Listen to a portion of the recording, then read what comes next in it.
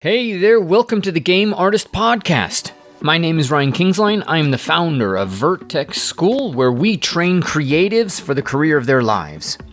In this podcast, we interview amazing creatives to see what makes them tick and see how they got where they are today. So sit back, relax. I look forward to sharing their journey with you.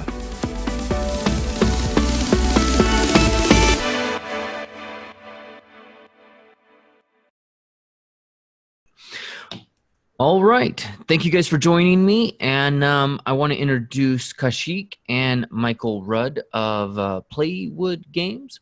And we got on our screen, if you're watching the video, we've got Wartile, which is the game that brought this whole conversation together. So thanks, guys, for joining me. You're welcome. Thank you. It's a pleasure. Absolutely. So I wanted to talk about a couple of things, and it's really cool. Actually, I don't have this kind of opportunity often where I have both an artist and an art director. And Michael, you're the art director, but you're also, if I remember correctly, the CEO, or you run Playwood too? Yeah, that's correct. I'd love to know more about your story, and then I want to get in and talk to Kaushit about his story and freelancing, and there's a bunch of stuff that I want to get in and talk about the art as well. But Michael, why don't we start with you and tell me a little bit about your background? How'd you get into games? Yes, so I have a background from as a game designer from the Danish Design Academy. Mm-hmm. And from there on, I actually went into a small company that grew up to 30 employees called Guys. And I think I worked there for almost 3 years and ended up being lead environment artist and also gameplay designer. But unfortunately, the project was canned. Mm-hmm. And that made me move into IO Interactive, working on Kane and Lynch 2, and as an environment artist. So that's quite a big company in Denmark. It had around 200 employees. Mm-hmm. And from there on, I moved to working on the Hitman franchise. So I've been a game designer on Hitman for a while. And after 7 years at IO Interactive, I wanted to, pursue my dreams of becoming an independent game developer. Mm-hmm. And so I quit my job at IO Interactive and started up my own small studio, and started working on Wartime. And that actually what brought me to where I'm at today. And that's 2014. So you've been doing this 6 years. Yeah, that's awesome. Yeah, that I mean, initially when I set up the production plan for Wartile, it was supposed to launch within 2 years of production, but yeah, the indie life is a bit more complicated than that. I think it's and being the first product, I think there's so many things to learn. I mean, I came with a background both with some leadership skills, Mm-hmm. being also a lead game designer in a period, but and a solid background of many years in the business in the different craftsmanship and animation and art and gameplay, and but running a company as a CEO is a totally different ballpark. So that was, I mean, it was back to school on that area. Mm-hmm. Mm-hmm. Yeah. Yeah, I understand that. You basically were an artist that, created this and then had to grow into something else. Yes, definitely. I definitely come with an art background, that's for sure. And I think that also reflect in the game and the approach of the art direction of Wartile. Well, I want to talk about the business side of it, but the first thing I want to talk about is, just the innovation of this game. I mean, this is just, there's not a lot of games like this. No, it's, I think also it's pretty unique, and that's definitely, the motivation to keep working on Wartime. It was that it looked and felt different. So it, of course, has two aspects, and I think one aspect, which is the visual style, we Mm-hmm. succeeded with that very much, because it has these remarkable diorama battle boards and the small miniature figurines in the game, standing on their pedestals and moving around like pieces, small board pieces. I think that was an important aspect of becoming notable um, among our players, and going a bit viral in a very competitive market. Yeah, Um, I agree. And but when I was playing this, I was like, God, this is almost prefiguring AR, because I always envisioned putting, a HoloLens on and playing a game like this, but in virtual space. And here you'd done this amazing presentation of it in 3D in current tech. yeah. What was the inspiration? Oh, yeah. It's actually pretty simple. Mm-hmm. It's going back from my childhood and probably everybody's childhood, Uh-huh. when we were all playing with small figurines, perhaps in the garden or in our own room or in the living room. Um, so it's very much to recreate, the fantasy of playing with figurines, and you have one in one hand and another one in another hand, and they go like, and they're fighting. So Yeah. that was actually, the core, and then using the computer technology to create everything that we as adult don't bother to do anymore.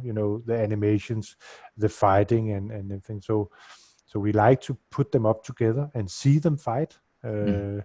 and apply our own strategy and tactics into the battle board, but then use the computer to create the scenery and set everything up. So that was actually the intention from the very beginning, was to recreate the feeling of playing with these figurines and see them act together and stuff like that. That's great. I love that. Yeah, I can remember. D&D. You build out your Yes, maps as exactly. well. And then Warhammer. So many different ways in which that goes. Yeah, exactly. So walk me through a little bit of the design process, like how that's the inspiration. And I know a lot of my friends, like environment artists specifically, because they're the ones building worlds.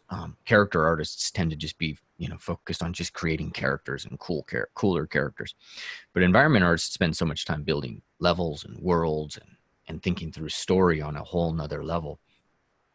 It might be interesting to them to see, what's that process. You're an independent, so now you don't have the resources the previous company had.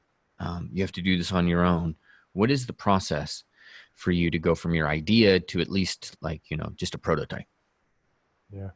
So um, so I start with a lot of research, Okay. inspiration, and not doing that by playing other computer games. That's actually something I try to avoid at this stage, because I don't want to be too inspired by other, things that have been done in games before. So it's very much looking at architecture, the nature, books, cartoons, listen to music, trying to be inspired by everything around me, and then just trying to mock up, a lot of different things. So yeah, we we also had an artist trying to draw different pictures, and the thing with the tiles coming into the landscape, that came during this process. In the beginning we were actually doing landscapes, and there were small dots going into the grid system, Mm-hmm. showing where you could move.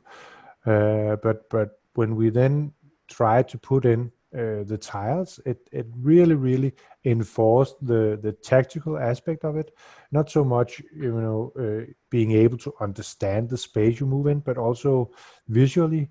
So then suddenly you could see, okay, it's clear that I have 3 or 4 tiles to my enemy, and you can easily understand and read from a visual perspective, the playground.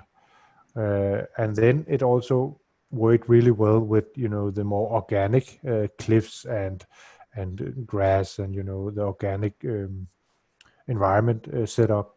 Mm-hmm. So that was a really interesting um, I can say symbiose between these two, Mm-hmm.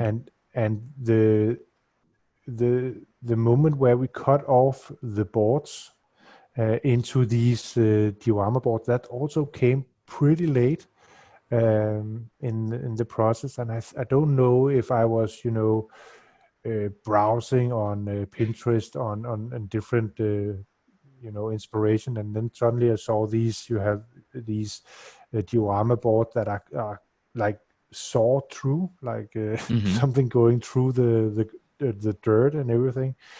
And then we tried to do that as well, and it really helped, creating something uh, that felt like a tabletop game and small environment where these small figurines were moving around in. So that really enforced, the visual expression and made And it. and this is all in the 2D design phase, or are you mocking up at this point At this in point, it 3D? was we did it on. Actually, it's a blend. I think we do a lot of it at the same time because something you can do very fast in the engine. We're working in Unreal Engine, Mm-hmm. and it's very easy to do quick block ups with environment pieces and art. So I Yeah. think it's actually a combination of me, whatever tools I have at hand uh, at the moment I'm thinking about it. um, and then we are set on the small battle boards. But actually something happens as well, because as we develop the game, it's we are in a concept and pre-production and production phase. It's kind of blurring out. um, so when we work, we go into we do a Kickstarter campaign, and that make us create a playable demo that people can play, and then we go in early access on Steam, and even more people play the game and gives us a lot of feedback both on the visuals and the gameplay. Mm-hmm. And during this time, our the visuals tend to change a little bit with a different direction in gameplay. So our battle boards, they kind of grow in size. So one of the dark battle boards you were looking at a moment ago, that was fairly small. This is also a bit small. Yeah, this was actually one of the first battle boards we did. This is a second version of the original one. This is in the nighttime. We also have one where you play it in the daytime, but it looks a bit different, and it's a different setup. Um, but this actually, when you play this, it takes about 10 to 15 minutes to go from one end to the other end and complete the battle boards. Mm-hmm. And that was the original idea. But then I think the first one you showed in the winter theme in the mountains, Yeah. that is a really big one, and you can even move. Yeah, this one, it's actually really big. It takes a lot of time to move all the way up in the hills, because it also have inside caves. You cannot see them here, but there is a lot of caves inside that you go into. So some of the battle boards really grew because of the feedback and a desire to have a longer playtime and more space to explore and stuff like that. Mm. That's So an, yeah. that's does that speak to your life as an indie, where you need to be producing proof? Yes, definitely. I think we have to we have to work smart. I think maybe we didn't work smart enough on Wartime, so it took so much time. Mm-hmm. But that's definitely something we'll try. We have a lot of learnings that we'll try moving on. But it is, and I think that comes also from my background at IO Interactive. Uh, that you have the computer designing computer games is a process where you might be pretty clear in your mind of the visual expression, how Mm-hmm. things should look, how big they should be, what color schemes to use, and so forth. but the moment you merge this with game design and level design, there is going to be compromises that you have to make, and these compromises, in my opinion, have to go towards the gameplay section, because I mean, if the gameplay doesn't work, it doesn't really matter how good the game looks. I Right. mean, of course it matters, but if you have players dropping the control, 10 minutes inside the game, then all the beautiful art will never be seen by anyone.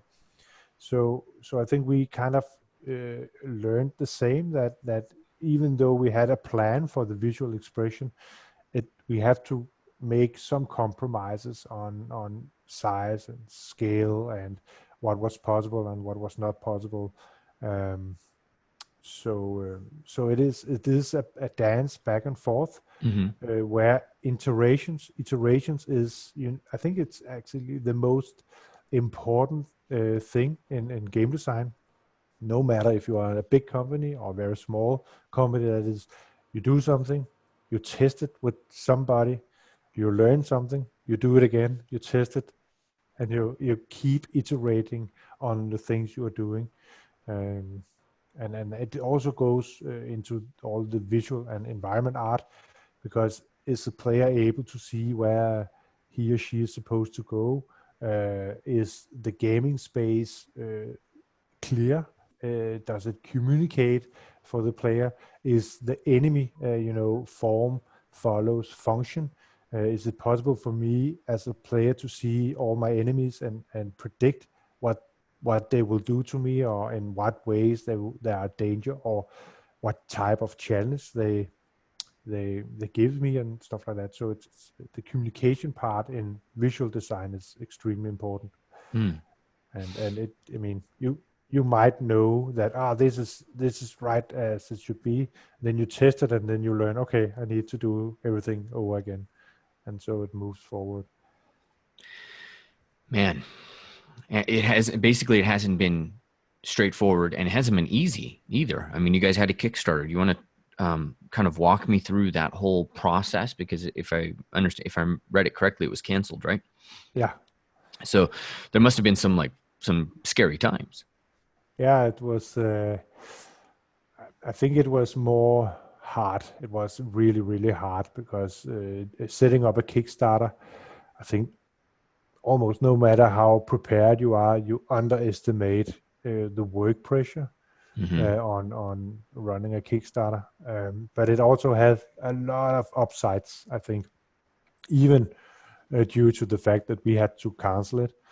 So this was our first Kickstarter, and we thought we were well prepared. We had an agency helping us, prepare all the pledges and what type of content there should be in, and so on. But once it started, we were not ready at all, because everything moves so fast, and you have a lot of you're growing a community that pledge and expect updates and progression. And for a small company at that time, we were two people sitting in house, and we had Kaushik and a couple of other freelancers assisting us. But our delivery time when so few people is pretty long. So I mean, that is something you need to be prepared on, is that you might have your Kickstarter ready, but you also have to pre-plan and prepare and produce all the content that you will roll out during the next 30 days during the Kickstarter. That is really important. Mm. And I think in that regard, we failed. We failed on that. We were not ready. We were able to roll out updates and stuff like that, but they were not significant enough, I think. Mm-hmm. And then I think, we had a really, really compelling project, and everybody thought that it would succeed when they looked at it. Yeah. But I think what we were missing was, the lore and the story behind everything we did.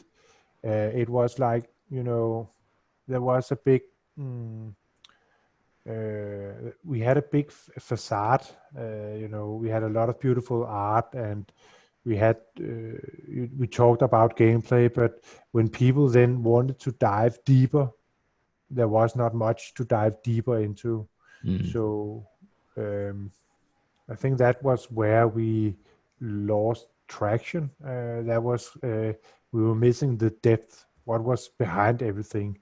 What was the story of the characters, and how could you evolve them? What type of abilities could you use? And I think that's a trend that goes, especially with the current state of Kickstarters, game Kickstarters, that you almost need the product to be close to done, or at least very, very detailed in a lot of areas before people can really they dive into your product. I think the days where it was enough with a solid concept, that is over. I mean, I think you need something well prepared and well executed to survive Kickstarters. Mm. So how'd you pivot once that happened? You cancel it. You're like, okay, we Yeah, messed up. We don't know exactly what happened. Um, how'd you pivot after that? yeah, uh, yeah. So we at that time we had got some funding from the Danish Design School. Hmm. Uh, no, not it's called the Danish Design Film Academy, Yeah. and it's called the Game Scheme funding. And at actually the moment I was sitting and writing, to our community that we had chosen to cancel the Kickstarter. I think the same day we got a mail from Epic, so they were having these Unreal Dev grants, and we received, I think, almost worth $15,000 in dev grant, which is actually just free money for the development of any game that is done in Unreal. Mm-hmm. Or this was, of course, specifically for Wartile. And I think that actually helped us a lot, because we were pretty cut slim on, the finances for creating the project. At Mm-hmm. this time, we were self-financing everything. So it was from funding and stuff like that we were trying to survive.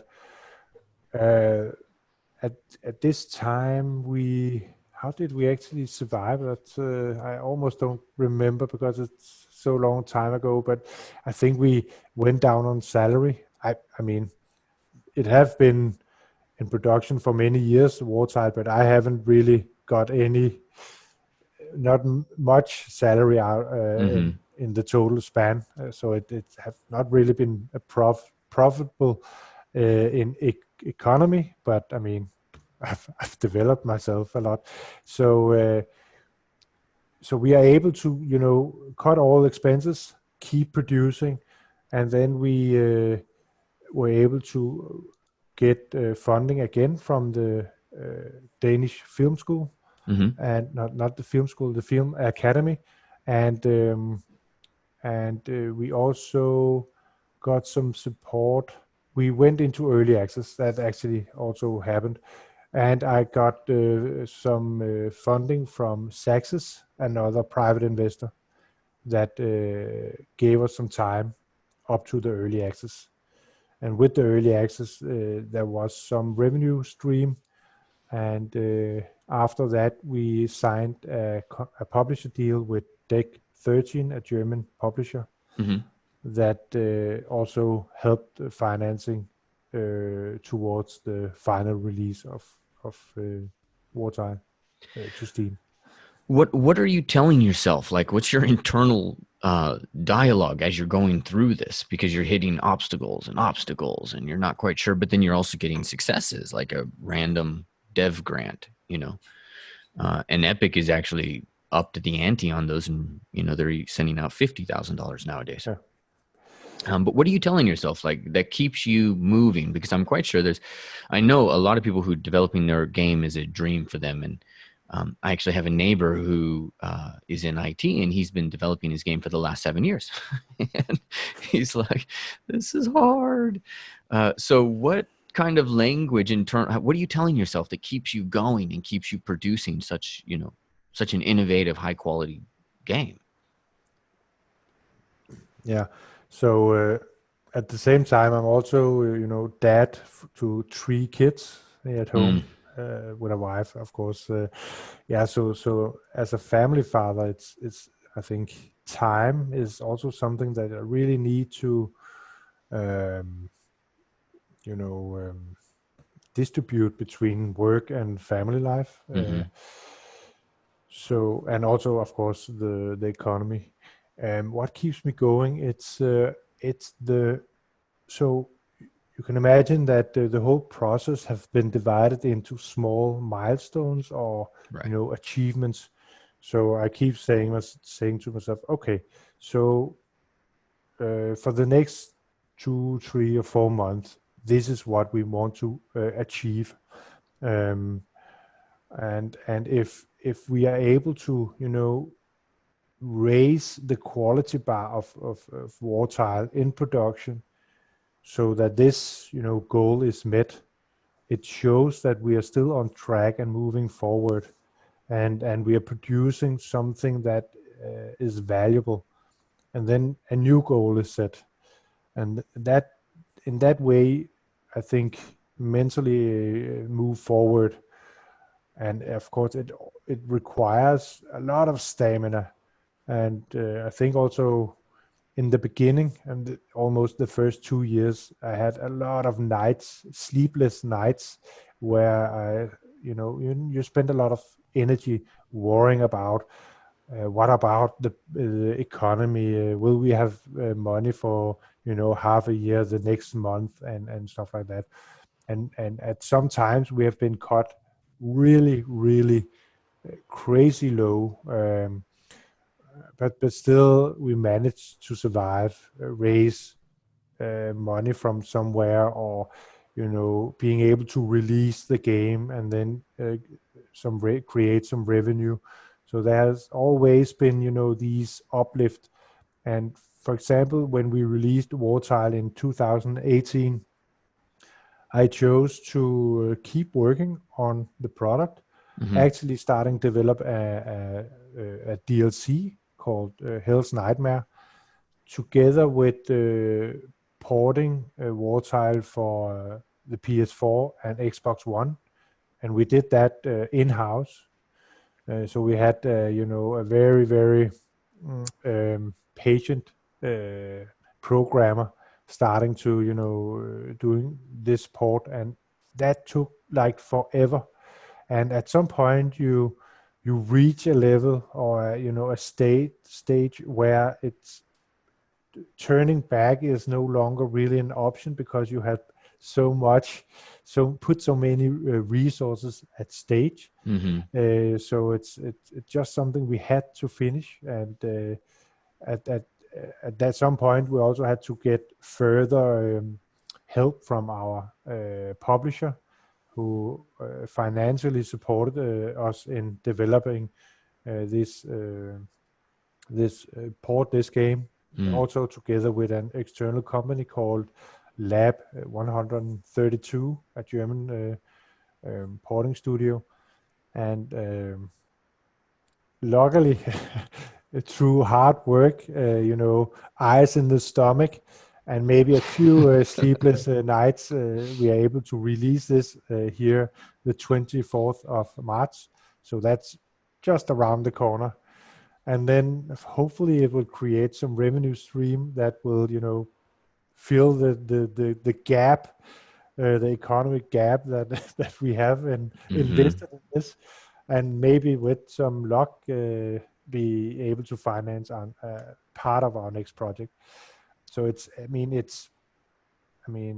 as I mentioned before, in the beginning I had a lot of sleepless nights, but you get tough skinned. You learn to prioritize and maybe see, is it worth it or not, and then constantly making small steps not investing or risking everything on, on something that doesn't work. And if I can just add in, Yeah. if when I'm talking about small steps, it's not my personal evaluation of the final result. It's something like, okay, we need to make a playable prototype that has kind of these and these features.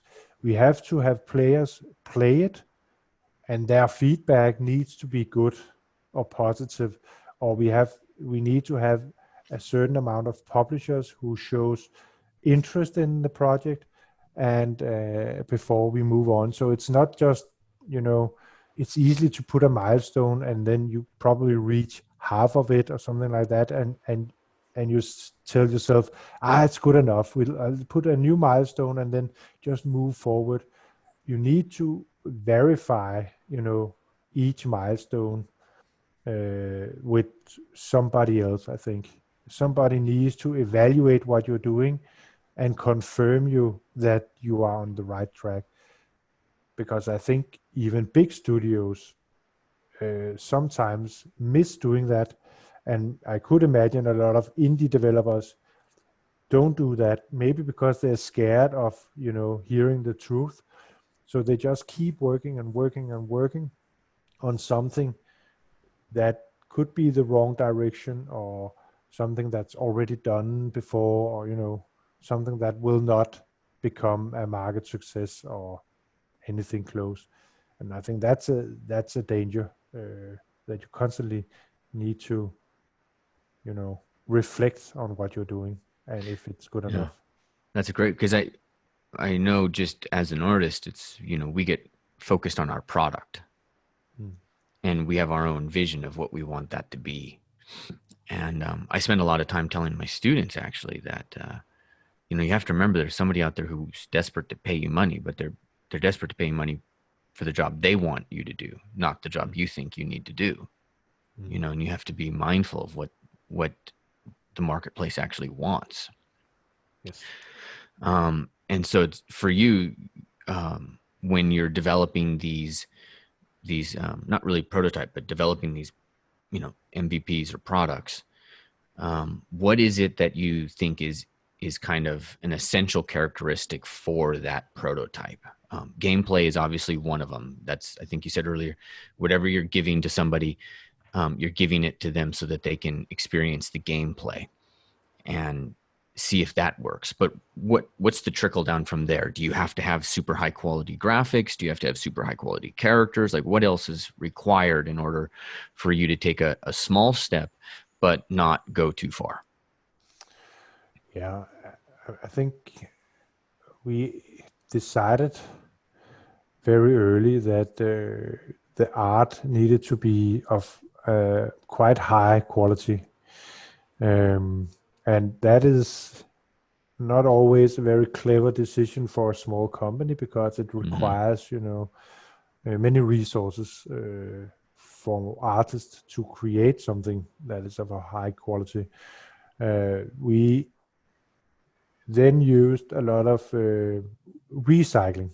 So we kind of recycle the characters. So we, or the, the characters. So we don't really have many different types of characters in the game, or those we have is, we have one model and then we create a lot of texture variations of them, um, so that they can be put in many different type of roles.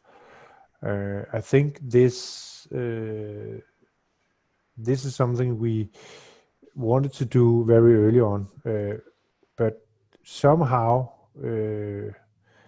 we were not able to, at least with the environments or the battle boards, to reuse much. So we have a lot of battle boards that are custom created, Mm-hmm.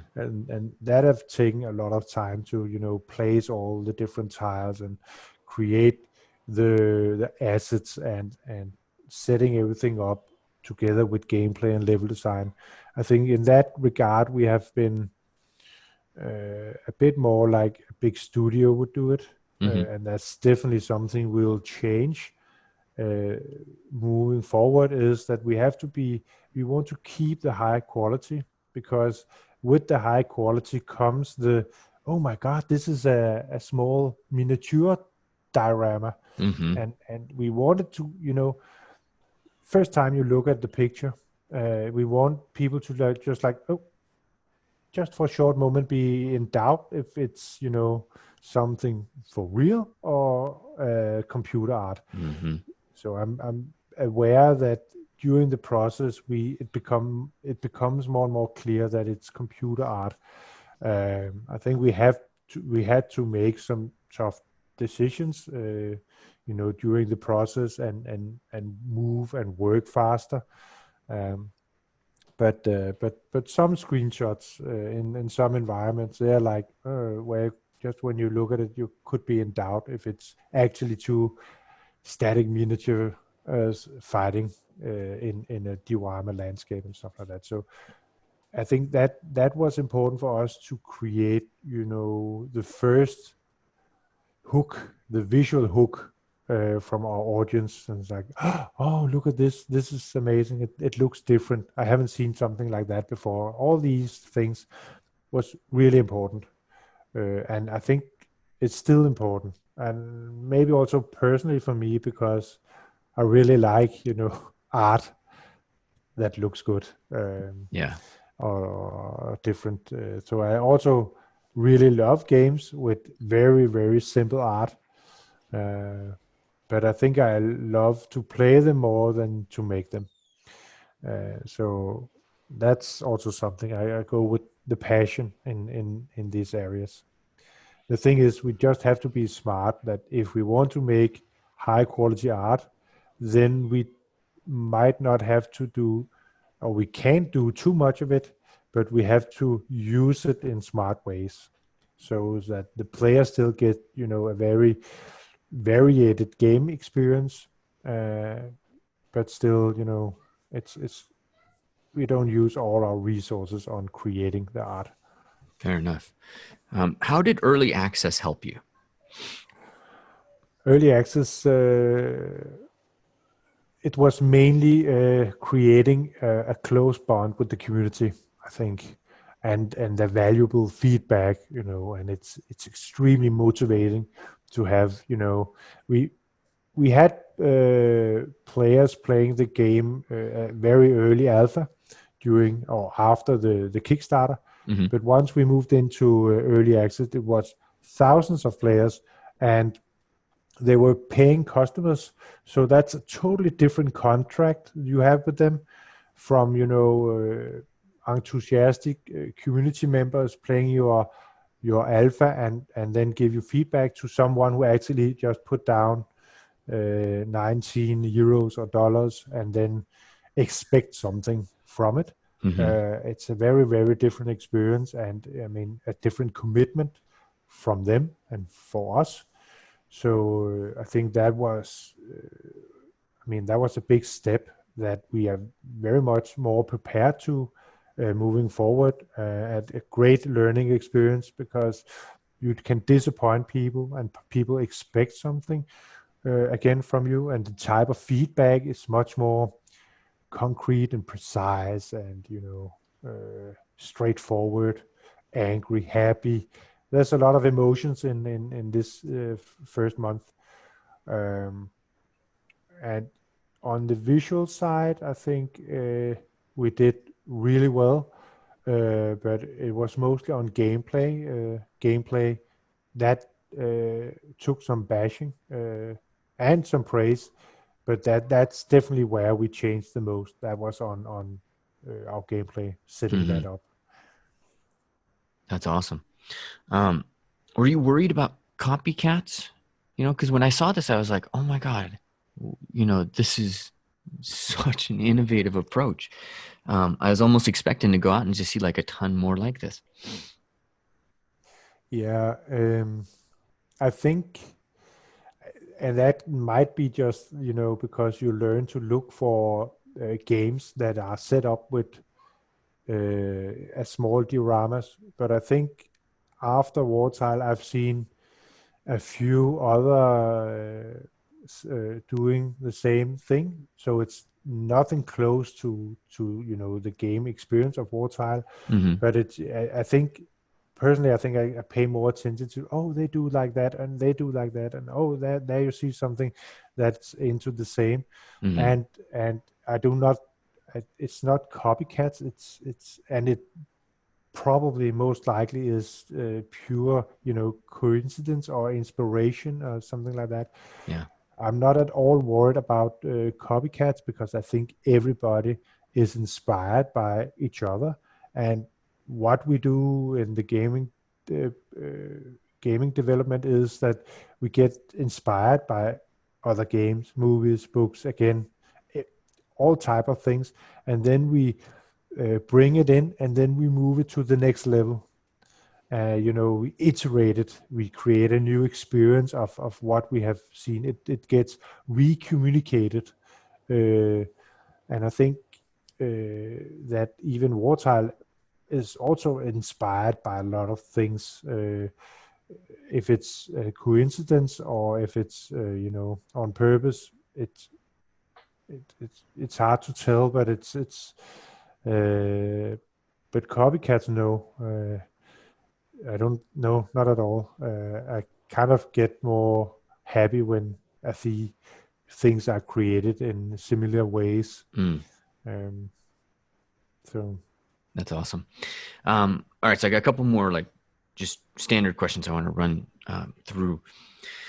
And kind of one of the first things that's on my mind here is like, when did you realize or when did you feel, if you ever felt, that Wartile had made it and that, it was successful? Was there a moment where that really worked for you? that's a good question. So, seen from a business perspective, Mm-hmm. Wartile made it in in the middle line. So it sold okay, not bad, not good, on the PC.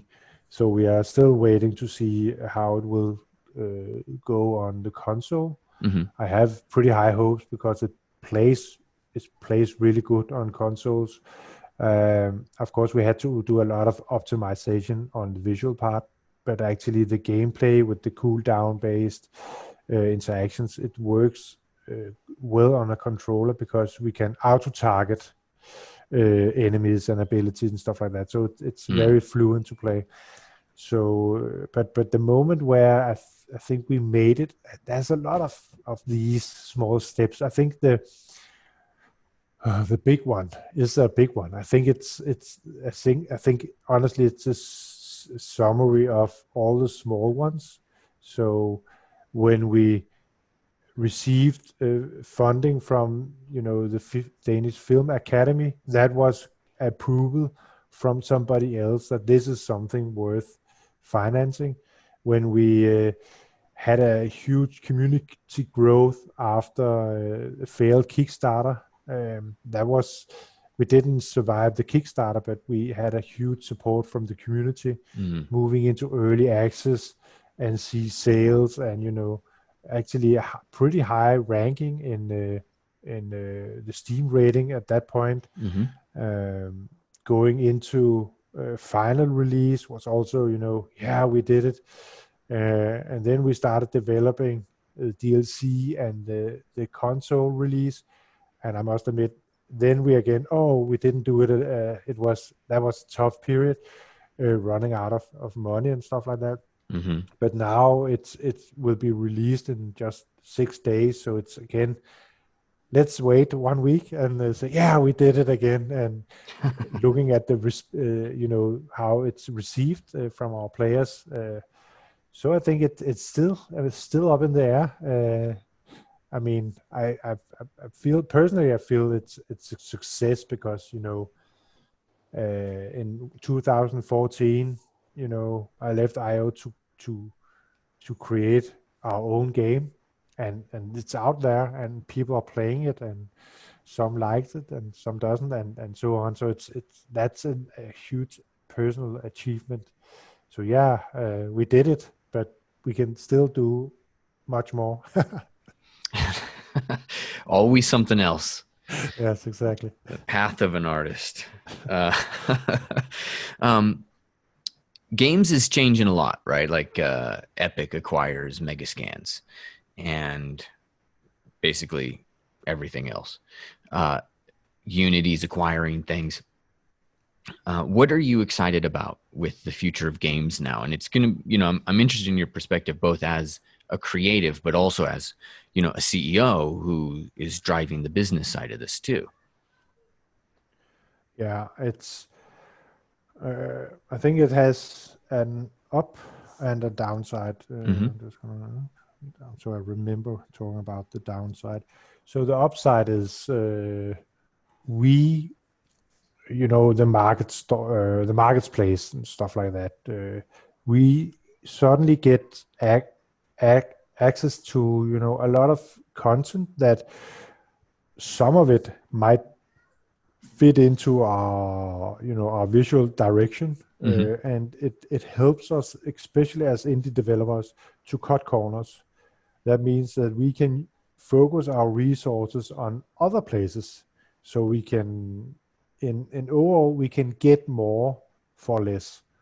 So I think that's a huge win as a developer in overall, and it not only goes into the visual content cliffs, and maybe not characters is a bit far-fetched. It could be a bit far-fetched, but environmental props in general. It could also be like special effects and even some code. We have not done that much yet, but I could imagine that you could have some system being coded, and you could implement that into the game, and not and use the resources to bring it into the game instead of developing it from scratch. So I think there's a lot of wins in that one. Mm-hmm. There's potentially also a risk of games looking the same, Right.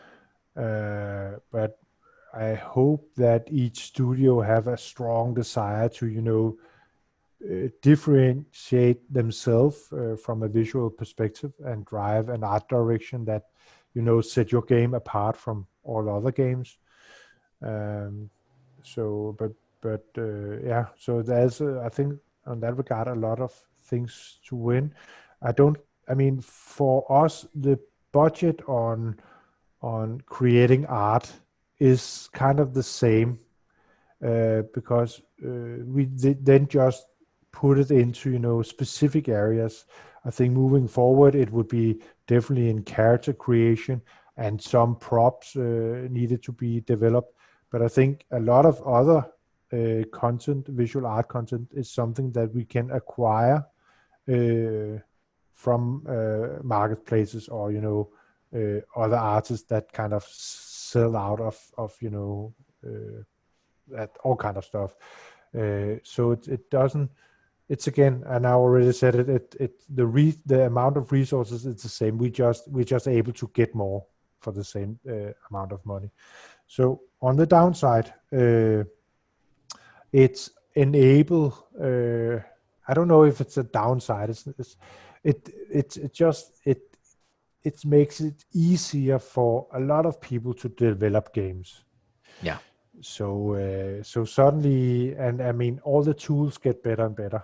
Unreal becomes easier and easier to work with, because they thrive creating good tools for the craftsmanship, Right. the developers, which is really good. But it also makes, because making games is a lot of fun, and it's a very creative business to be in. Mm-hmm. And I think it attracts a lot of people. Everybody wants to create games, and I definitely think it's a big difference between playing games and create games, but it's still very attractive area to be working in. And with all the tools, it becomes the bar of how much experience and how good you need to be in different areas, it's kind of lowered, which I think idealistic is good, but it also makes the market really, really crowded, Mm. because a lot of games comes out. So in other words, you need to be perhaps even better to to be different than all the others. So yeah, again, I guess. And if I was to ask you how you differentiate yourself, I'd assume Yeah. you'd say gameplay is probably number one. Not necessarily. I think Okay. because I think. Oh yeah, I think the first hand impression is extremely important in, especially to be noticed in a crowded environment. So Mm-hmm. you can imagine if you have a lot of pictures, when you browse games, you look at the pictures and okay, what type of game is that? Then you look. You don't. I think that's the first contact. This is the eye contact. The first contact you make with your customer or your potential players, it's the eye contact, right? So Mm-hmm. if you can show them something attractive and something that looks different, they haven't tried before, that kind of sparks something in them, you have you have their attention, and then they'll probably read about your game, and if it's within their desired genre, then you have them delve even further in, and they might look at a review or the feedback from other players or talk with their friends about it. And then first there, I think the gameplay is really important, because other people playing your game and thinks it's fun, they will share the news about your game. So I think the visual art, that needs to be inspiring to begin with. That's the first step. Mm-hmm. Got And it. the gameplay is what keeping them in the long run. Got it. So That makes a lot of sense. Get them interested, attract attention, and then, keep selling them on it. yeah, just like kind of when you meet a girl, right? So you get attracted to her. Then if she doesn't have any personality, and then you kind of move on, right? Yes, or you dress nice for the first date, and then the next Yeah, thing you're in sweats yeah, by month five. yeah, exactly. Fair enough. All right, last question I really want to see if we can unpack a little bit is this journey from creative to CEO. Uh, and I have my own, because I started my whole school, my whole business as an artist. I just wanted to share, what I do. But then I started to want to impact more people and, bring my friends into this conversation, and then start to build an enterprise that can help other people. And, there's a whole, and I'm still in the learning process. In fact, I just finished this one business accelerator called Founders Institute that was just designed to help get a lot of this CEO stuff into my head, because it was kind of slow going. But what are some of the things that you had to learn to kind of be able to move from creative to CEO? Yeah. So a lot of it is actually on the uh, in the business, for me at least, in the business side, learning to do um, lay down the economics of the game, cost and cost and profit, Excel arcs, a lot of this, being able to set up the production plan in details, how to handle taxes, how to handle invoices and paying freelancers, how to set up a business model for the game, how to Mm-hmm. earn money on it, and there was a lot of these things that you need to learn from scratch. Also regarding hiring your first employee, in-house employee, setting up a contract and paying the salary, and there's a lot of things that might seem trivial, but I mean it still takes month and month to learn and understand. And in the beginning, everything takes long time, and then you start to be able to do it faster. And I mean, we have been suffering from a constantly low liquidity in the company. Mm-hmm. But I mean, if if I were if I were to do something different, it was to build up financing, the finances for the whole production or close to the whole production immediately before starting to hire in and begin the actual pre-production of the game. Right. And that might be hard, and I'm not sure it was possible with Wartile, but that would have allowed me personally to hire someone who understood, what they were doing in the economy side. I don't know what to call it in English, but someone to handle the accountant. It's probably an accountant. Um, so that I would save a lot of time and stress on that, because what you don't understand is what actually keeps you up at night. Um, so in that way, even as a CEO, you can make the decisions on to do this or that, but you didn't have to go into the gritty details of all the economy. Mm-hmm. So it's as a CEO, it's about understanding your strengths and weaknesses. My strength is in creative design. I do, environment art. I do level design. I do gameplay. Um, I do not do much marketing. I do not do much community handling. I do not do accountants and so on. But I had to. Now I have learned to like the marketing and community handling because it's really interesting how that actually functions. But it's still something I prefer, especially the marketing, someone else to handle. I like to spend some time on the community because it's really rewarding. And I would like to spend much time on the creative direction of the game. Got it. All right. Yeah, I totally understand that. Building more of a runway for your business. So at least that's the way they talk about it here. And one of the things my mentor told me was, the big job of a CEO, the main job is to reduce risk Yeah. and to make sure that they're clear on what they don't know. Basically, like that was really important. I think what you said, which is, what's keeping you awake at night is what you don't know, what you don't see coming, because there's something, right? Yeah, exactly. Um, That's amazing. All right, Michael, man, I really appreciate you sharing your insights. And this is really, it's a beautiful game. And it definitely brought me back to my childhood. It's really a lot of fun to just get in there and play and move these characters about. I really appreciate that. Yeah, I'm glad to hear. Yeah. That's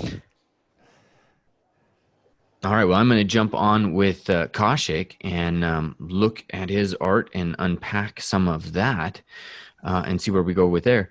So I'm going to switch my screen or my page over here to Kaushik's. And you got Michael, before I do the full transition, how was it working with Kaushik? Now I put you on the spot. Yeah, I think, I mean, and it has been very, it's been rewarding, but it has also been really challenging. I Hmm. think you have to understand that there is, uh, now Kaushik is probably sitting and laughing a bit, but there is, and that's no surprise, there's a big culture difference in I'm from Denmark and Kaushik is from India. Yeah. So there's a big cultural difference in, maybe not so much in how we communicate, but how we understand, the direction, or, when I say something looks like something, our reference frames are totally different. Not totally different, but they're different. Hmm. So I think that have been a challenge in for me to learn how to communicate what I'm talking about, or what I'm trying to express, so that he understood it. Hmm. And as far as I know, Kaushik he's a really, you know, experienced and what is the word? Technical. It's very technical in his work process. Mm-hmm. So he also had to explain to me, the different steps in creating the character and how it was done best, and where I had maybe limited experience in creating characters. I only modeled a few characters myself many, many, many years ago. So the technology and the workflow have changed a little bit. So I think it was a really healthy bouncing back on the details. And I have a slide that I don't know if I can send it to you on some way, but it kind of explains the process from our concept design Yeah. to how it's cut down and what Kaushik do, and then I write, okay, we need to move this here, and this is another color. He's broader around the shoulders, and do. I think it's very, very normal feedback loops that goes within companies, but we had to do it on Skype. So there was an extra challenge in that, to have that working really well, Mm-hmm. to have the expectations meet. And I definitely think we have met each other, and I'm really, really happy for the end result that we have received from Kaushik, and happy for you know the cooperation, the partnership we have. Um, so it's but I mean, it's still, it's still an ongoing process that can keep getting better, but it's already really good, I think. Mm-hmm. And yeah, so it has two aspects. It's distance, it's an off-site work relationship, and it's also a cultural differences in work relationships. That makes a lot of sense. Thanks. All right, Kaushik. Why don't we start? And you just walk me through some of your background. Where'd you get training? Where'd you go to school? All that good stuff. Well, thanks for inviting me, and thank you, Absolutely. Michael, for appreciating my work and work style. Anyways, well, I'm from India, and Mhm. I'm from West Bengal, where I've been brought up from a Catholic school, and I was into creative fields like sketching and drawing. Not that kind of a like hardcore stuff, but I had a bit of a basic training on that. So that I then, after doing my class 12, I mean plus 2, I started doing my accounts honors, and I really didn't enjoy how it went up. So I didn't like that big fat books actually. so so I opt a course. It's quite near to our place in Kolkata, um, on the 3D animation field, and Mhm. there I get to learn a bit about animation. I had no idea what it's all about, and there is a miscommunication. I mean, an idea about the animation that you have to be a good artist in pen and paper in order Yeah. to become a part of this industry, which I think is not that correct, because we have a lot of stuff that we can deal with references and with the software skills. So that was a big thing that cleared up my mind, that okay, we can do a lot of stuff without being that much of a creative guy. So I started from there, and after 3 years, I got my first on-site job in Hyderabad Game Shastra, where I was there for a year, and then I switched to freelance. The reason behind switching to freelance is I realized that I have been lacking a lot of skills and lot of stuffs that I should have been known, and I think I need to put a lot of time, and if I put a lot of time, I can deal with some of those parts, and the job was really taking up the time, so I had to go back to my normal freelancing stuff. I didn't had a lot of projects in the early stages. I didn't know how much to charge. All I know is that I have a lot of stuff to learn, and I have to do it every day. Mhm. So i sit back with my internet, and I do couple of my freelance, and I do all my homework that I for what I left my job, and things grow up from there. Industry grow up from there. If you recollect, Marvelous, Substance, all came in the year of like 2015. Yep. They influenced the industry a lot, and it became a big challenge for the people who are doing it all self. I mean, if you are with a team, you get a lot of like say, I mean, a lot of discussions going on over there. Okay, have you gone through this stuff? But in my case, things were a bit different. I have it in my resume as well. So I had to look into the stuffs, get inspired from other people's work that this is looking quite amazing. How did he do that? What is Yeah. the process he has been approaching into these kind of fields? So this put me into a lot of questions, and I kept on searching about those stuffs. There are some amazing, websites like Polycount, and Art Session came up. That time there was CG Hub, I guess. So Yeah, I remember those that. are, yeah, and there are some amazing artists, like kind-hearted artists who share their tips and tricks about their artwork, which gave me a little bit of a boost up, gave me a little bit of a clarity how to do all this stuff. And I mean, those are the basic things that I focus on improving my work. Hmm. And being an artist, it's something that you are never satisfied. I mean, if you do a project in 2015 or 17, if you see it now, you might think that I must have done this in a different way. I must have pushed this part a little more, like in a smarter way, something like that. So it's a mix of creative experience and also the knowledge of the packages that you are having. Even nowadays, I'm still learning a bit here and there about GBrush. There's a lot of plugins came up, simplifying your job, Yeah. simplifying your workflow. So it never ends, I guess. The industry is so much changing nowadays, it never ends. And it gives me inspiration, and on the same time, it gives me a lot of like complex feeling that I cannot do this. I mean, I'm still the same. My artwork doesn't improve. So I'm happy that I'm having this feeling of improving myself every day, but I'm not satisfied. So I understand.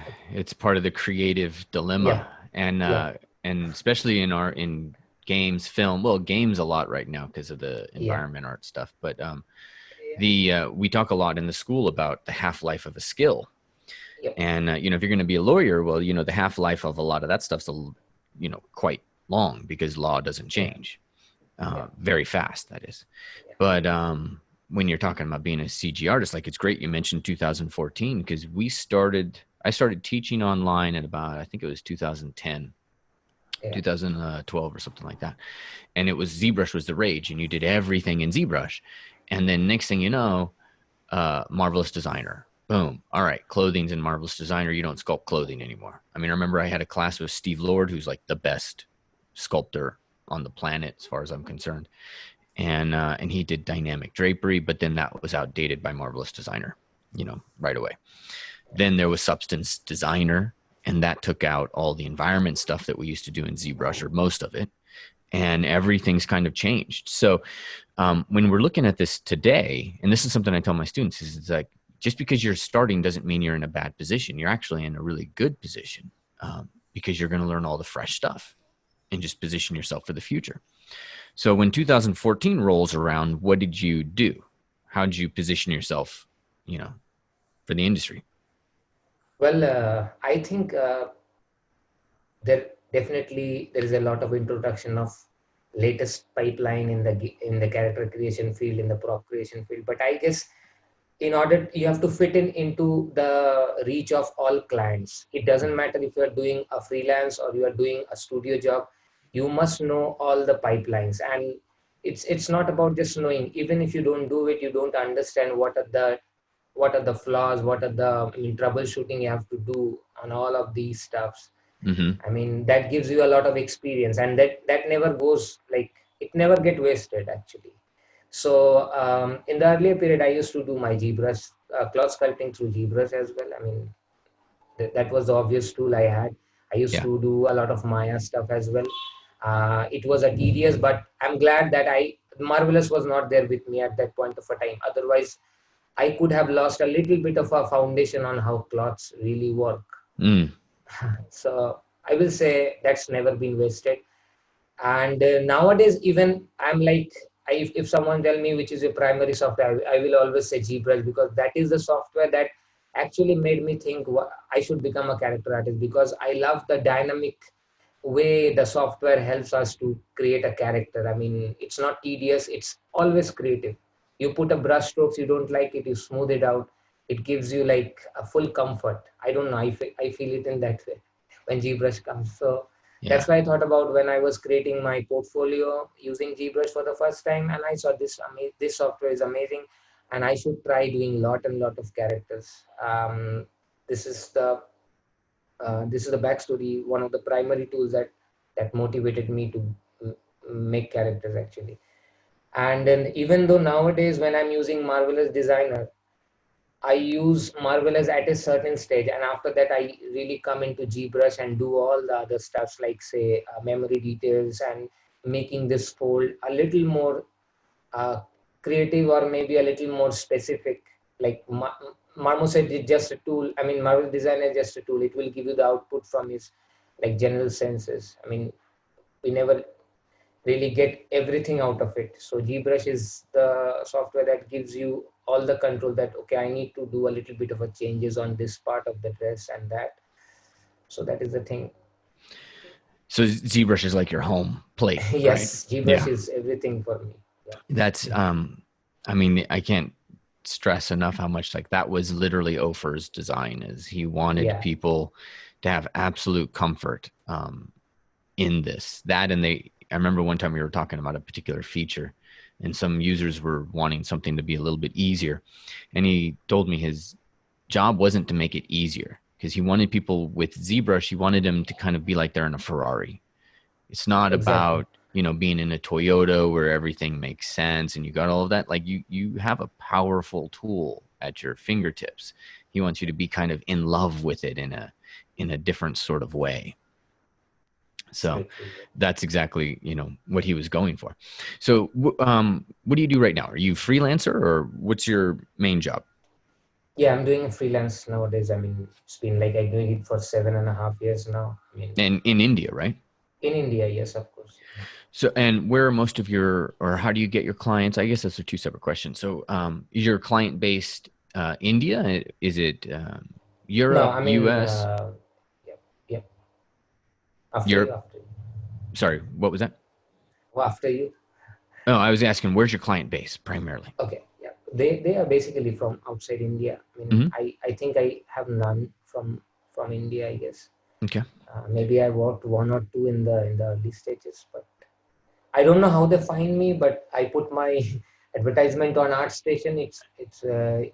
I think it generally comes from ArtStation or sometimes from LinkedIn, I guess. Yeah. So that is basically the main two platforms I usually get my clients stuff. And how does that process work for you? If you can just give me kind of a high level view, you get a brief, or Well, yeah. yep. For me, I didn't had a clear idea about how freelance should be all about. I mean, all I know that I will work and I'll get something to paid out of it. Yeah. That's all I had in mind. Because the the biggest challenge that I face Yeah. in India is a big country, it's a very overpopulated country, and this point has to be noted. In India, video games is not that of a big deal. I mean, no, I, very I, few people know about it. Not a yeah, big deal. I was gonna ask you, how did your parents respond when you said this is what you wanted to do? Because No, actually, it was my mom's idea to go back to go to the animation industry. I mean, oh I'm glad to have a mom like yeah, that. absolutely. My Yeah, wife is India. She's from India. And she's from Delhi. I And know, I know. when I went to India, they did a Yeah. palm reading on my hand, Oh yeah, and fortune there's teller.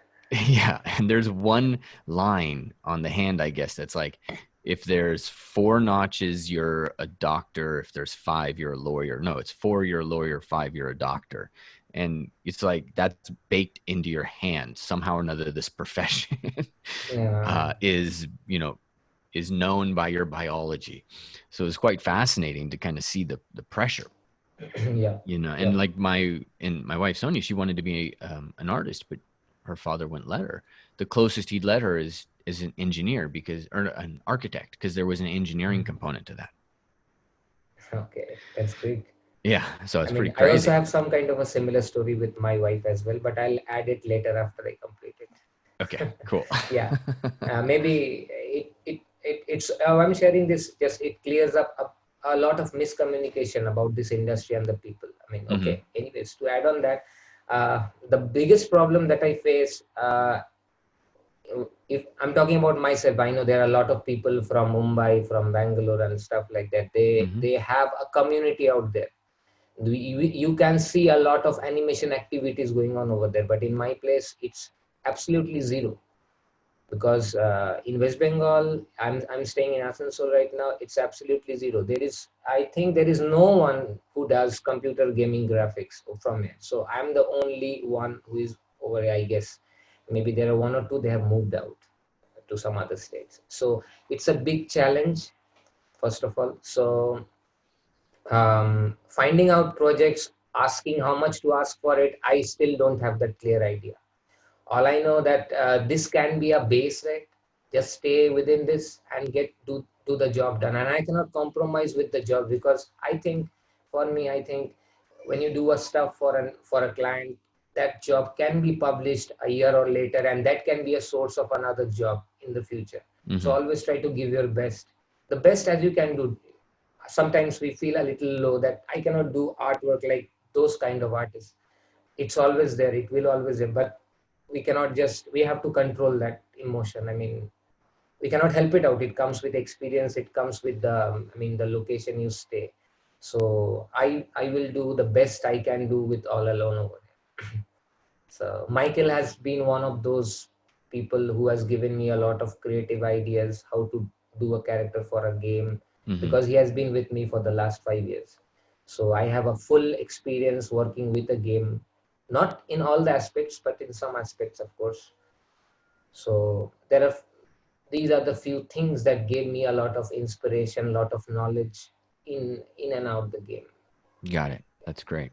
And so for you, the design process starts with a concept, right?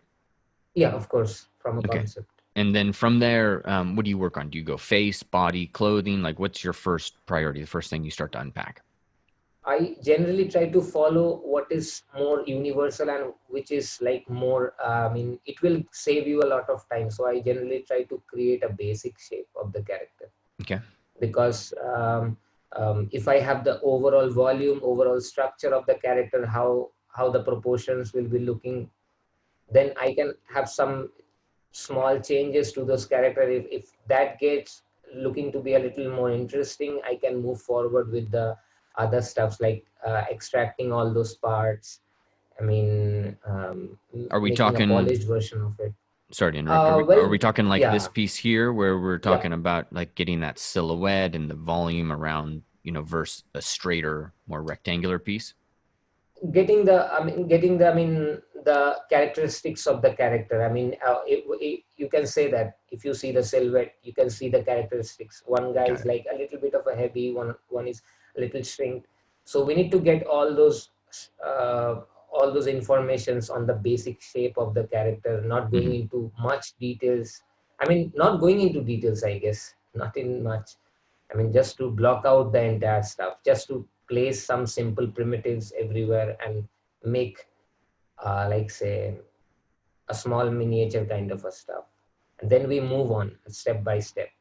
I Got it. mean, And so start to build it it. saves a lot of time, and because 3D is a longer process, and it requires a lot of, like, time and dedication and hard work. So we cannot just simply wipe out the entire stuff suddenly. That's why we need to keep this in mind. We need to save some time. We need to save the energy. We need to be in a proper pipeline, because in freelance you do what you think is best. If you adopt a certain style which is not is which is very risky, then when you go for a studio job, you might be a little embarrassing. You might face a lot of problems. So even though I'm doing freelance, I'm always open for a studio job. So I need to get prepared for that as well. That, do you do the stuffs according to the normal way, or you do it like, I'm a freelancer, I can do it in any way? It's nothing like that. Can So you give the me can you give me an example of that? Something more specific? specific. First of all, I look forward to a character concept. most of my clients used to give me, some of them just Google around images and give it to me. Mm-hmm. So what I do, I generally try to block out every stuff, not going into details like getting the form, Yeah. the shape and size, the shoulder volume and stuff like that, the clothing and stuff. Just give an overall volume. Just present it. I try to update my clients sometimes through video calls, Mm-hmm. and most of the time I do it video calls because a character needs to be seen in 360. Right. Because in a screenshot it's there, but you still lose a lot of like impact. Sure. So yeah, so if they're happy with it, I just try to give it a little more extra details, like giving it a belt or maybe the straps, as you can see. I mean, Mm-hmm. a boot. I mean, not detailing it too much, right? Like the ropes around the boots and stuff like that. The bandages. I don't give it that much of a detail. I just try to give it a step-by-step update to my clients. I mean, what do you think about this? Okay, they say me, okay, the face is looking a little big. The forehead should be covered with a little hair or stuff like that. Yeah. Just do all the small feedback, work on those feedback, put a little bit of extra work on that, update it step by step. And even though there are many clients, in my case, they come from the development part. They don't have a clear idea about what, I mean, how much time should the art has been taken. Sometime at the end of creating a character, they get used to it. Okay, I understand this the characters really need to have to be given a little bit of a time. Uh, 4 or 5 days is not enough, I guess. So And how long are you given? What's the usual time frame for most projects? it generally takes 2 weeks, I guess. Um, And is generally that takes two from weeks. beginning to final, or is that beginning Yeah, to? beginning to final, Okay. of course. And sometimes it takes more, sometimes even a month. And sometimes I need to do characters in like 3 or 4 days as well. But Oof. you can understand the compromising on the quality on that. They Right. do understand. They say, okay, I can understand, but we just need these kind of stuffs because there is no time we have. Yeah. That makes sense. And what is your deliverable? Are we delivering low res maps? Like what specifically are you delivering? I generally deliver the FBX, sometimes OBJ, depends on the clients, Mm-hmm. depends on the requirements.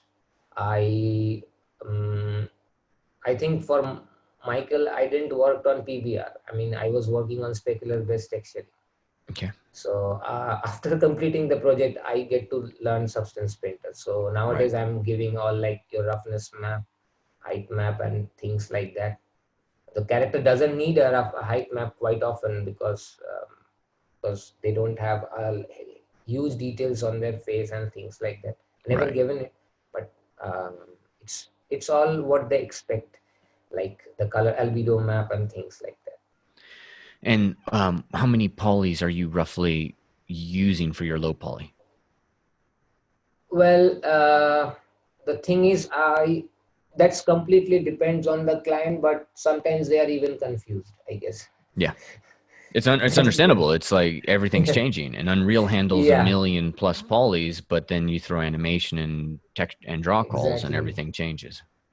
Exactly. So basically, I try to shoot it at 25K tries, 30K tries. I Mm-hmm. think that is quite fair enough. Mm-hmm. But even sometime I need to drop the character at like 8K tries as well. That depends. I mean, there's 8K or 10K tries requirement has been there when I was doing freelance in the year of 2013 and 14. Right. So I had a bit of idea that okay, and those low poly requirements, I mean, that is something you need to keep in mind from the initial start of your project, that this is how I start doing my high poly stuffs. Okay, I need to merge these two pieces. Should I separate this, or should I just use extra details from the textures? It's a decisions that you have to take from starting the character, Mm, right from when you start. that makes a So lot of we sense. usually have all the discussion when we start a contract or a single character. Um, I I've got actually several students from India. I've got two of my most successful students are actually in Nepal, So, Sushan and Mohammed. And what is it that people kind of, misunderstand about freelancing from your perspective? hmm. don't think you need to be into the habit of doing it. I mean, I think I love my comfort zone. I love my comfort zone. That's why I'm doing freelance. And the misconception about freelancing is I don't really thought about it actually, because I have been doing it quite fine and decent enough. Not that great, not that worse. But in order to do a freelance, I guess you need to give it a little bit of a time. I mean, like when you are working with a company, if you suddenly jump into freelance, um, you cannot expect that much of an involvement um, of work with you. I mean, you might not get work for 1 month sometime. It happens. Mm-hmm. It happens. There are so many people out there. Now that is the time you have to know how to react. And that reaction is very important. That keeps the artist healthy from the mind. I mean, if your confidence is drop, if you are like confused, it might affect you as an artist. Mm-hmm. So you need to be very clear on that, and nothing comes so fast. I guess everything takes time. Everything, I guess. So I never thought about it in that way. That What do you what is the do? negative impact? What do you do in those months that you don't have work? I generally never had this, situation, but Yep. my client base really went down. Sometimes I had one. Generally, I used to have two or three, but you have to keep that in mind. I don't ask for crazy amount of money. I mean, Mm-hmm. my budgets are really indie because I know I have to survive. I know if I don't do any stuffs, my confidence might go down, and I'm also liking my freelancing life, so I need to do it. I don't give a big thought about the budget.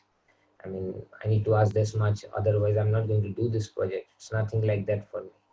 So it was in the year of 2016. That year was really a big deal for me. I was running out of projects. I mean, I don't have better clients. I mean, not even like one client was there. He was giving me one job every month. Mm-hmm. That was the time, but it went up. Well, then I came up to some other clients. I mean, things comes and goes. I mean, that's a part of life. I mean, that is a part of everything, I guess. We need to act. We need to act according. So the primary tools you use today is ZBrush, Substance, Marvelous Designer, anything else? Yeah, there are a couple of them. I use Maya, GBrush, and Marvelous for my modeling stages. Yeah. For my low poly stuffs, I use Topogun. I know it is old, but Mm-hmm. I'm very lazy about learning new stuff because I'm Especially learning some topology. assist. Yeah, yeah. So I'm doing Topogun, and one more software that I would like to share that everybody should go and check it out. It's a Wrap. I mean, 3ds R3ds Wrap. Oh my It's God, right? amazing soft. Yeah, Yeah, Wrap. jeez. It comes with GBrush, I guess, but it's a plugin. But if you can try to do it with getting the software all alone. I mean, it's an independent software actually. So if you do it, you will get a lot of like good looking topology for your facials. I mean, that's the most crucial part for a character. It gives you a decent base. I mean, even if Z measure is not working in any ways, I mean, situation can come. So you can use that piece of software. It's really good. Apart from this, I use for baking Substance Painter and Xnormal.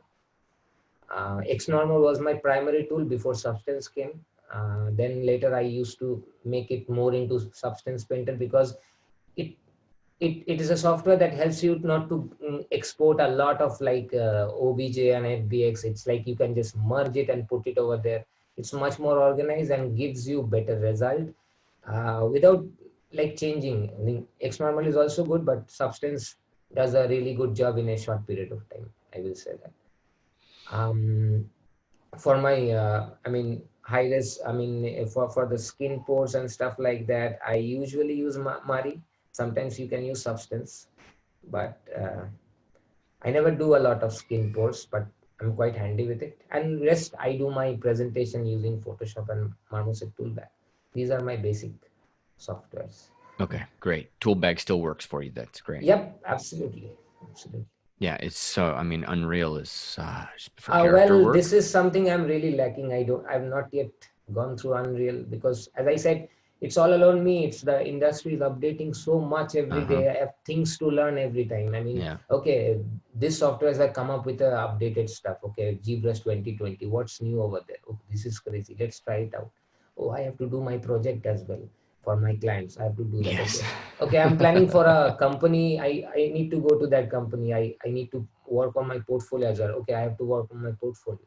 So there's a mix of things you do every day. And apart from this, I'm a father. I also have a daughter. I mean, 1 year only. So I need Congrats. to spend some, yeah, thanks.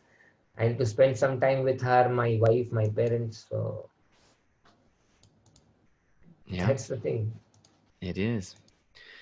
All right, my friend. Any advice you got for people who are listening to this in India and thinking about doing an art career but catching some resistance? My first advice is something like you don't really have to become a great painter or sculptor or anything to get into the gaming industry or the CG industry, Mm-hmm. because you will experience quite differently. One of the questions I really used to get from many newcomers who just wants to join this industry, maybe my neighbors, should I join this industry? Is there any job guarantee about this field? Mm-hmm. I said, there is nothing like guarantee. I mean, you have to make it for yours. I mean, you have to learn it in that way so that you can at least survive. There is nothing like guarantee. Nobody can guarantee you. So if you do good, you will get good. I guess that is the part of every industry. Works same for the gaming as well. Yep. Try to be more versatile. I mean, because when you are starting up with your job, people will ask, what have you done on the class? Have you have experience on low poly stuffs? Just have a basic idea, but it takes time. So give that time to it. It will take a lot of time. And always get inspired. That is the main thing, I guess. Always get inspired, never stop. That's great. Thank you, Kaushik. And Michael, Kaushik, man, guys, thank you so much for coming in, for being in here with me today. I really appreciate this, kind of a special treat for me to kind of see and get both sides of this into a conversation. It's Yeah, thanks a absolutely a lot. pleasure. Yeah, Absolutely. thanks for inviting us. Absolutely. And good luck on the launch in, you said 6 days? Yeah, it's the 24th. Yeah, so it's pretty close. All right. I'm going to look for that. That sounds exciting. Thank you. All right. Take care, guys. Have a great day. Yeah. Yeah, Or night. You too. All Bye. right. So I want to thank you so much for being here and taking the time to listen to this podcast. And I want to ask a couple of things from you. Number one, make sure you leave a comment or you rate this on iTunes or Stitcher or wherever that you're listening to this. It really makes a big difference in helping us get the word out and to help people understand what we do. The other thing is, I want to make sure that you know where to find us. Head over to www.vertexschool.com to learn about all the programs that we have for creatives. Our job at Vertex School is to teach you new skills in creative tech and help you get a job that matters to you. We lock in on the specific skills and triggers that people are looking for in the industry and what you need to do to prove that you can do this job. We're taking applications right now, so make sure that you head over to www.vertexschool.com and apply today. All right, again, thank you so much for being here. Have an amazing day.